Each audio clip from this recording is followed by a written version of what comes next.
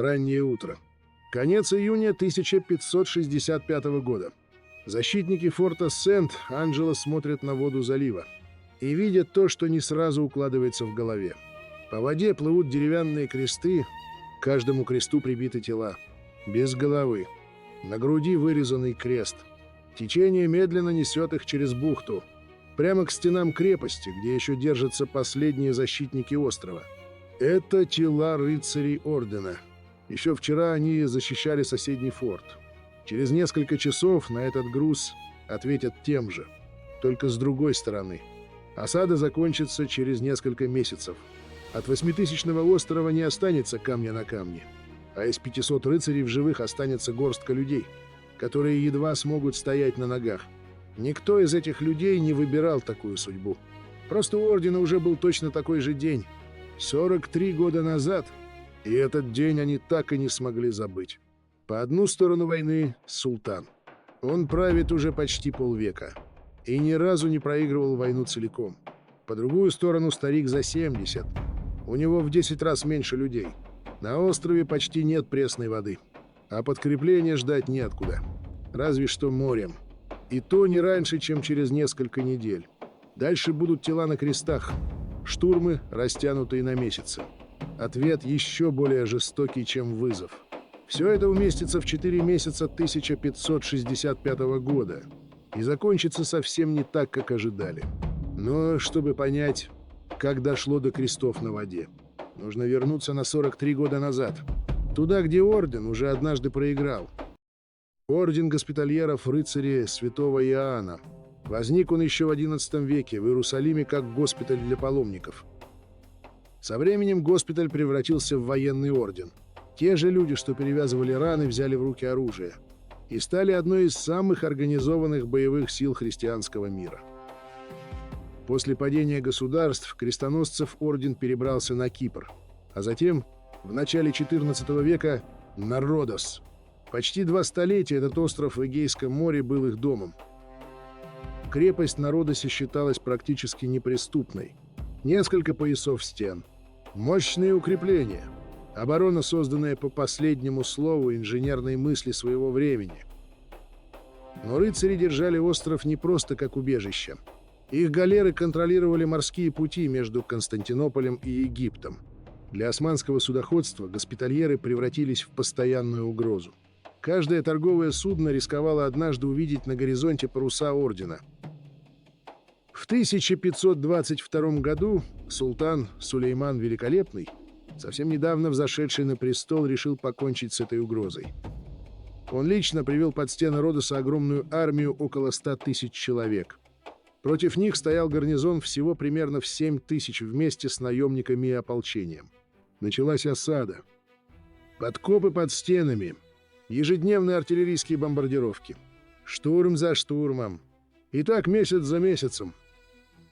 Рыцари держались до предела возможного, но силы были слишком неравны. 1 января 1523 года великий магистр Филипп Вилье-де-Лильядан покинул Родос после капитуляции ордена. Сулейман предложил защитникам необычайно мягкие для того времени условия. Он был впечатлен их сопротивлением. Рыцарям разрешили уйти с оружием, кораблями и главными реликвиями ордена. Родос, их дом, почти на протяжении 2 столетий был потерян навсегда. Следующие 8 лет орден скитался по Европе. Кандия, Мессина, Витербо, Ницца. У них больше не было собственной земли. В 1530 году император Карл V передал рыцарям новые владения. Остров Мальту, соседний остров Готса и порт Триполи в Северной Африке. Плата была почти издевательски символической: 1 живой сокол в год. Рыцари потеряли одну из сильнейших крепостей христианского мира, а взамен получили голую известняковую скалу почти без пресной воды и плодородной земли. Многие в самом ордене считали этот дар унижением. Но пройдет 35 лет. И именно эта скала докажет, что унижением она не была. К 1565 году орден возглавлял человек, для которого эта осада была далеко не первой встречей с османским оружием. Жан Париза де Лавалет родился в 1494 году во Франции знатной, но не богатой семье.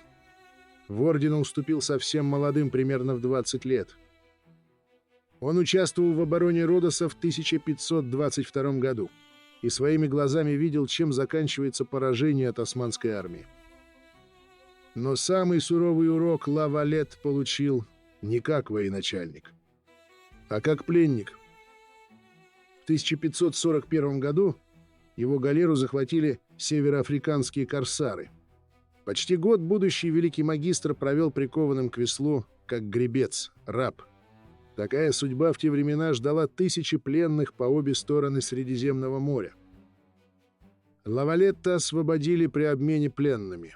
И этот год, по свидетельствам современников, сделал его еще жестче. И еще нетерпимее к слабости своей и чужой. Дальше началась карьера человека почти монашеской дисциплины. Губернатор Триполи, адмирал Орденского флота, а в 1557 году великий магистр ордена. К моменту высадки османского флота на Мальте Лавалетту было уже за 70. Но за его плечами были десятилетия войны. Родос, плен, морские сражения, борьба с османами и корсарами по всему Средиземноморью. Он прекрасно понимал, кто идет к Мальте. И прекрасно понимал, что произойдет, если остров падет. Именно вокруг этого человека Мальта выстроила свою оборону. Оборону, которой предстояло выдержать 4 месяца почти непрерывной войны. К 1565 году Сулейман правил уже 45 лет. Он оставался одним из самых могущественных монархов своей эпохи. Но рыцари, которых он однажды разгромил и отпустил живыми, никуда не исчезли. Они просто переехали. С новой базы на Мальте Орденский флот продолжал делать то же, что прежде на Родосе. Нападал на османские торговые и паломнические суда. Перехватывал грузы, шедшие между Египтом, Левантом и другими владениями империи. По сути, Орденский флот действовал как корсарская эскадра. Быстрые галеры перехватывали суда с зерном, тканями, пряностями и другими ценными грузами. Захваченные корабли, товары и пленники приносили ордену не только военную выгоду, но и деньги. Для Стамбула Мальта становилась постоянной угрозой на одном из важнейших морских направлений империи между Египтом и Центральным Средиземноморьем. Одна история особенно усилила напряжение. Рыцарские корсары захватили крупное османское судно с чрезвычайно ценным грузом и влиятельными пассажирами. Сулейман решил закончить то, что не довел до конца 43 года назад. Не просто снова разгромить орден, а уничтожить его как военную силу вместе с новой островной базой. Но дело было не только вместе. Мальта занимала стратегическое положение в центре Средиземного моря. Она лежала между османскими владениями в Северной Африке и Сицилией. Пока остров оставался в руках госпитальеров, их галеры могли угрожать османским коммуникациям и мешать продвижению флота дальше на запад, к Сицилии, к Неаполю и дальше в Западное Средиземноморье. Подготовка к походу заняла месяцы. Весной 1565 года из османских портов вышел огромный флот. Более 130 галер и десятки транспортных и вспомогательных судов. На борту находилась многотысячная армия. Янычары, пехота, корсары, артиллеристы, саперы. Вместе с ними на Мальту везли тяжелые осадные орудия пушки, способные день за днем разбивать каменные укрепления. Но Лавалет узнал о готовящемся вторжении заранее. Еще в начале года сведения начали поступать через разведывательную сеть ордена в портах Средиземноморья. У Мальты было несколько месяцев на подготовку, и великий магистр использовал их почти без остатка. Он нанимал солдат в Италии, скупал зерно, порох, оружие, боеприпасы. На остров свозили все, что могло понадобиться во время долгой осады. Одновременно укрепляли оборону Большой гавани. Главной опорой был Сент-Анджело, мощная крепость на оконечности Биргу, господствовавшая над Большой гаванью. На полуострове Синглея находился форт Сент-Михаэль, прикрывавший один из важнейших участков обороны. А на узком мысе между двумя гаванями стоял небольшой форт Сент-Эльмо. Он контролировал вход сразу к Большой гавани и гавани Марсамшет. Именно на него обрушится первый удар. Османской экспедицией командовали 2 человека, и это разделенное командование сыграет свою роль в исходе всей кампании. Мустафа Паша был опытным сухопутным военачальником, и ему было уже за 60. Именно он отвечал за действия армии на суше. Пиали Паша был зятем самого Сулеймана и одним из лучших адмиралов Османской империи. Он командовал флотом. Формально старшим считался Мустафа Паша. Но любое решение, связанное с флотом, требовало согласия обоих командующих. Переброска войск, снабжение армии, выбор безопасной стоянки для кораблей. Проблема была в том, что приоритеты у Мустафы и Пиали были разными. Это стало заметно уже в первые недели осады. Мустафа Паша хотел как можно скорее ударить по главным укреплениям Биргу и Синглей. Пиали Паша настаивал на другом. Сначала нужно было взять форт Сент-Эльмо. Пока он оставался в руках рыцарей, османский флот не мог безопасно использовать гавань Марсамшет. Корабли оставались уязвимыми, а их стоянка была слишком опасной. В итоге победила позиция Пиали Паши. Сначала Сент-Эльмо. На первый взгляд решение казалось разумным. Небольшой форт нужно было уничтожить, обеспечить безопасную гавань для флота, а затем сосредоточить все силы на главной обороне Мальты. Но произошло совсем другое. Маленький Сент-Эльмо привязал к себе значительную часть османской армии на целый месяц.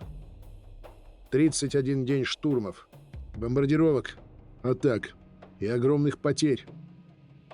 Тогда османские командиры еще не могли этого знать. Но именно время постепенно становилось их главным врагом.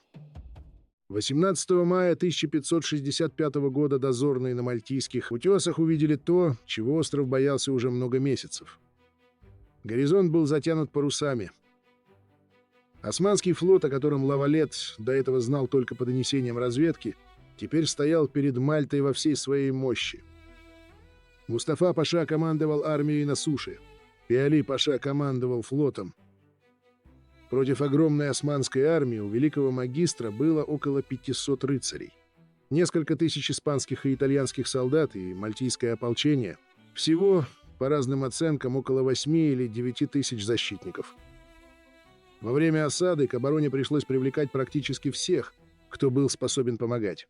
Местные жители укрепляли стены, подносили боеприпасы, тушили пожары и помогали раненым. Бежать с острова было некуда. За спиной оставалось только море. Османы имели огромное численное превосходство. Примерно 4-1, а по некоторым оценкам еще больше. Лавалетту, которому было уже за 70, оставалось надеяться еще на одно — на помощь извне. Еще зимой орден отправил письма в Европу с просьбами прислать солдат, оружие и подкрепления. Помощь обещал король Испании Филипп II через вице-короля Сицилии. Но обещанная помощь и помощь, которая приходит вовремя, это далеко не одно и то же. В этом защитникам Мальты еще предстояло убедиться. Но почему падение небольшого острова значило для Европы так много? Для этого нужно посмотреть на карту предыдущих десятилетий. За 40 с небольшим лет до этого османы взяли Белград. Затем пал Родос. В 1526 году османская армия разгромила венгров при Махаче. В 1529 году войска Сулеймана впервые подошли к Вене. Город устоял. Но сама осада показала, насколько далеко на запад способна продвинуться Османская империя. Одновременно борьба шла и на море. В Северной Африке османское влияние распространялось через захваченные города, союзных правителей и знаменитых корсаров. Средиземное море постепенно превращалось в огромное поле борьбы между двумя великими державами эпохи — испанской монархией и Османской империей. И Мальта находилась почти в самом центре этого противостояния. Всего в нескольких десятках морских миль от Сицилии. Если бы остров пал, Османский флот получил бы чрезвычайно удобную базу для дальнейших действий в Центральном Средиземноморье. Следующей могла оказаться Сицилия, а за ней находилось итальянское побережье. Именно поэтому за исходом этой осады следила вся католическая Европа. Не только как за судьбой отдельного рыцарского ордена, но и как за угрозой собственным берегам.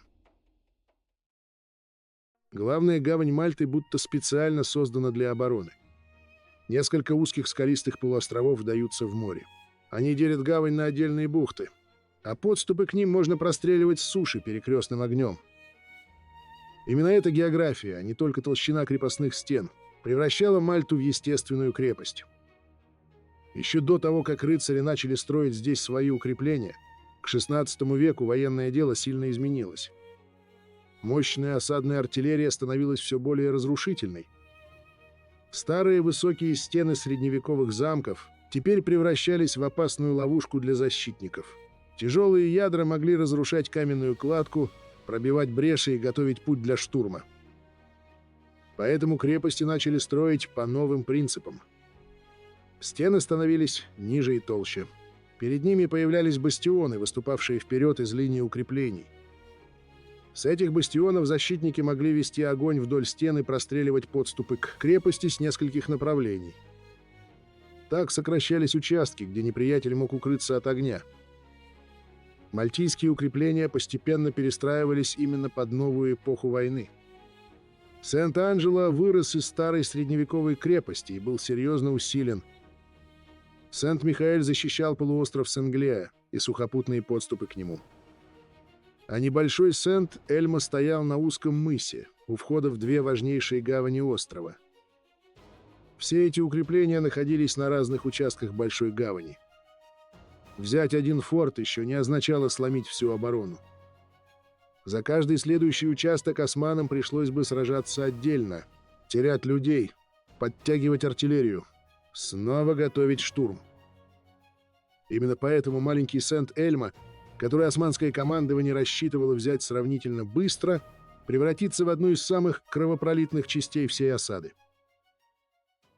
Первой целью османов стал форт Сент-Эльмо. Небольшое укрепление на узком мысе. Оно прикрывало вход в главную гавань острова. Форт построили всего за 13 лет до осады в 1552 году. Его главной задачей был контроль над входом в гавань. В мирное время здесь находился небольшой гарнизон. Этого хватало для наблюдения и охраны, но не для отражения вторжения огромной армии. Взять Сент-Эльмо означало открыть Османскому флоту доступ к удобной стоянке, а затем сосредоточить силы против главных укреплений — Биргу и Сенглеи.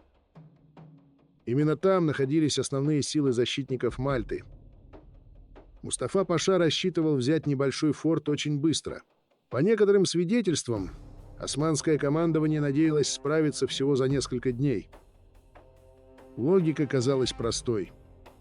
Форт был небольшим, гарнизон немногочисленным, а тяжелая османская артиллерия могла часами обстреливать его стены. Казалось, Сент-Эльмо долго не продержится. Но османы не учли одного. Лавалет постоянно отправлял в форт подкрепления. Туда доставляли людей, оружие, порох и боеприпасы. Раненых и погибших заменяли новыми защитниками. Каждую ночь гарнизон пытался восстанавливать разрушенные укрепления и готовился к следующему обстрелу. Так, маленький форпост постепенно превратился в настоящую мясорубку. Инженеры и командиры ордена прекрасно понимали, что против тяжелой артиллерии и огромной османской армии Сент-Эльмо не сможет держаться вечно. Но от него и не требовали вечности. Нужно было продержаться еще один день, потом еще один и еще. Каждый день, проведенный османами под стенами Сент-Эльмо, был днем, который они теряли перед штурмом главных укреплений. А время работало против них. Чем дольше продолжалась осада, тем ближе становилась осень, сезон плохой погоды и штормов, опасных для огромного флота. Поэтому защитников отправляли в Сент-Эльмо не для того, чтобы выиграть всю войну. Их задачей было купить время. Ценой собственной жизни. И многие рыцари, которые садились в лодки и ночью отправлялись через гавань к разрушенному форту, прекрасно понимали, куда они идут. Осада Сент-Эльмо началась 24 мая и растянулась почти на месяц непрерывных бомбардировок и штурмов. Форт обстреливали каждый день. Стены крошились под ударами тяжелых ядер. Защитники заделывали проломы прямо под огнем, понимая, что следующий обстрел начнется совсем скоро. С суши Сент-Эльмо был полностью отрезан. Людей, порох и боеприпасы можно было доставлять только по воде.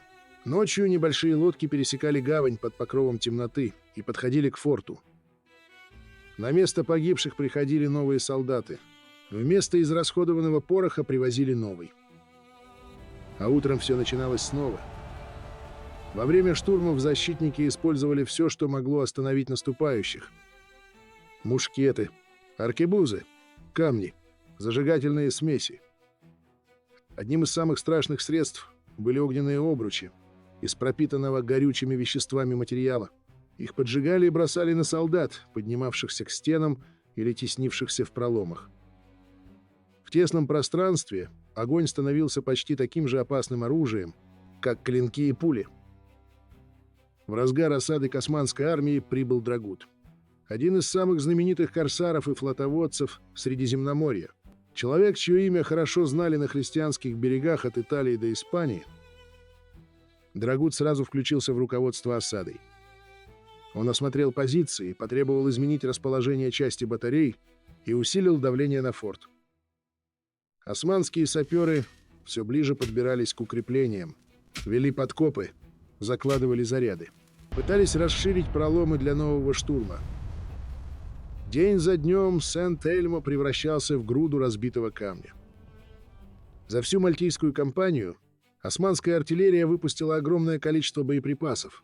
Некоторые оценки говорят о десятках тысяч выстрелов по укреплениям острова. Каждое утро проходило почти одинаково. Сначала канонада, затем атака пехоты, потом контратака защитников. После боя они снова укрепляли проломы, переносили раненых и готовились к следующему штурму. Но и ночью война не прекращалась. Османские саперы продолжали рыть подкопы, а защитники прислушивались к звукам под землей, пытаясь понять, где будет заложен следующий заряд. 18 июня, во время очередного обстрела, Драгут получил тяжелое ранение в голову. Через несколько дней он умер. Он так и не увидел падения Сент-Эльмо, крепости, которую сам помогал разрушать. Для османской армии это была тяжелая потеря. Драгут обладал огромным авторитетом и военным опытом. Его присутствие помогало сглаживать разногласия между командующими и удерживать руководство кампании в едином направлении. 23 июня, после 31 дня почти непрерывных штурмов и бомбардировок, Сент-Эльмо пал. Последний штурм начался ранним утром. Османы бросили на измученный форт несколько тысяч солдат. Защитники были истощены, многие ранены, боеприпасы подходили к концу. Почти весь оставшийся гарнизон погиб в последнем бою. Сражение продолжалось уже среди развалин укреплений, которые защитники восстанавливали до последних дней осады. Лишь нескольким мальтийским солдатам удалось спастись. Они бросились в воду и под огнем переплыли гавань, добравшись до главных позиций ордена. Именно от них защитники Биргу узнали последние подробности падения Сент-Эльмо. Османы заплатили за этот маленький форт огромную цену. Точные потери неизвестны. Некоторые источники говорят примерно о 6 тысячах погибших, другие называют еще большие цифры. Так или иначе, за один небольшой форт османская армия заплатила тысячами солдат. Но после падения Сент-Эльмо Мустафа Паша решил превратить победу в оружие устрашения. По приказу османского командования тело погибших рыцарей обезглавили. Затем их привязали к деревянным крестам и пустили по воде через гавань.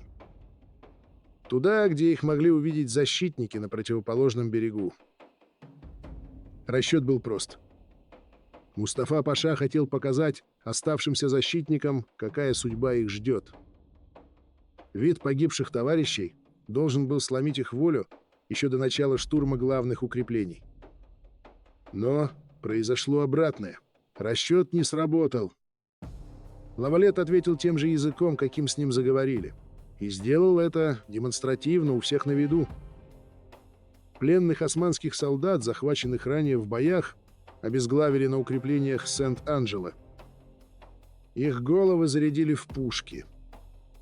А затем выстрелили ими в сторону османских позиций вместо обычных ядер. После этого последние надежды на мягкий исход почти исчезли. Обе стороны понимали, что эта осада уже не закончится так, как когда-то закончилась осада Родоса. Почетной капитуляции ждать не приходилось. После падения Сент-Эльма главный удар османов сместился на Биргу и Сенглею. Именно здесь находились основные силы защитников. Здесь же находился сам Лавалет. Подступы к Сенглее прикрывал форт Сент-Михаэль. Воды гавани защищали укрепления. Артиллерия и массивная цепь перекрывала один из важнейших проходов. Теперь именно здесь решалась судьба всей кампании. Жизнь за стенами превратилась в непрерывную работу, почти на грани истощения. Местные жители помогали восстанавливать разрушенные укрепления. Подносили камни и землю, переносили боеприпасы, помогали раненым. Во время самых тяжелых штурмов на счету была каждая пара рук. Вода и продовольствие расходовались все быстрее. Запасы зерна и других продуктов постепенно сокращались. Раненых становилось все больше. Госпитали и временные помещения заполнялись людьми. Лето превратилось в череду обстрелов, тревог и штурмов. Каждый новый приступ мог оказаться последним. Но защитники продолжали ждать помощи. Испанский король Филипп II обещал прислать подкрепление через вице-короля Сицилии Гарсиа де Толедо. На острове ждали силы, способные изменить ход осады. Проходили недели. Помощь не приходила. Собрать войска, погрузить их на корабли и провести через море, где действовал огромный османский флот, оказалось значительно сложнее, чем хотелось защитникам Мальты. Лавалет в эти недели постоянно находился рядом со своими людьми. Во время самых опасных штурмов он появлялся на угрожаемых участках обороны. Ему было уже за 70. Но присутствие великого магистра под огнем показывало защитникам, что он разделяет с ними ту же опасность. И это иногда значило больше любых речей. В начале июля османы предприняли одну из самых дерзких попыток за всю осаду. Вход в Большую гавань защищала тяжелая цепь. Она была натянута между Сент-Анджело и Сенглеей. Цепь мешала османским кораблям прорваться внутрь гавани, где они сразу попадали бы под огонь защитников. Тогда османские инженеры решили обойти преграду другим способом. Не по воде, а по суше. Десятки небольших гребных лодок перетащили волоком через участок суши. Затем их снова спустили на воду, уже с другой стороны полуострова. Так османы получили возможность атаковать Сенглею с неожиданного направления. Замысел был опасным и достаточно простым. Высадить крупный десант там, где защитники меньше всего ожидали нападения. А затем ударить по укреплениям одновременно с нескольких направлений. Но о готовящемся штурме они узнали заранее. По некоторым свидетельствам информацию передал перебежчик. Защитники успели подготовиться. У самой кромки воды разместили орудия, направленные на предполагаемое место высадки. Когда османские лодки подошли к берегу, их встретили огнем почти в упор. Именно в тот момент, когда солдаты были особенно уязвимы. Часть еще находилась в лодках, другие уже прыгали в воду. Тяжелое снаряжение мешало двигаться. Строй нарушился еще до того, как десант успел закрепиться на берегу. Началась бойня. За короткое время атакующие понесли тяжелые потери. Попытка высадки захлебнулась. османы снова оказались отброшены. Это был один из самых опасных моментов всей обороны. Если бы десанту удалось закрепиться, защитникам пришлось бы сражаться сразу на нескольких направлениях. Но на этот раз их спасло предупреждение, полученное заранее, и несколько пушек, которые уже ждали врага у самой воды. 7 августа османы бросили в бой почти все доступные силы. Начался одновременный штурм Биргу и Синглей с суши и с моря. Это была одна из самых массированных атак за всю кампанию. Стены трещали сразу на нескольких участках. Защитникам приходилось перебрасывать людей с одного направления на другое. Людей начинало не хватать. Каждая новая брешь требовала новых солдат, а резервов становилось все меньше. Многие историки считают этот день одним из самых опасных за всю осаду. Казалось, еще немного, и оборона может не выдержать. Но в самый разгар штурма произошло неожиданное. В османском тылу внезапно поднялась тревога. Из старой столицы острова Мдины вышел небольшой отряд мальтийской конницы. Всего несколько десятков всадников. Османы так и не установили над Мдиной полноценный контроль. И теперь этот небольшой отряд получил возможность ударить по их тылу. Всадники атаковали район лагеря, где находились обозы, припасы и раненые. По масштабам всей кампании это была совсем небольшая вылазка. Но произошло самое опасное для любой армии во время сражения. Началась паника. Османские командиры уже много недель ожидали появления испанских подкреплений. И слух о вражеской коннице в тылу быстро превратился в сообщение о высадке большой армии. Мустафа Паша решил, что османским войскам угрожает удар с двух сторон. Он приказал остановить штурм и перебросить часть сил назад для защиты лагеря. Атака начала терять темп. Прошло время, прежде чем стало ясно, что никакой крупной армии в османском тылу нет.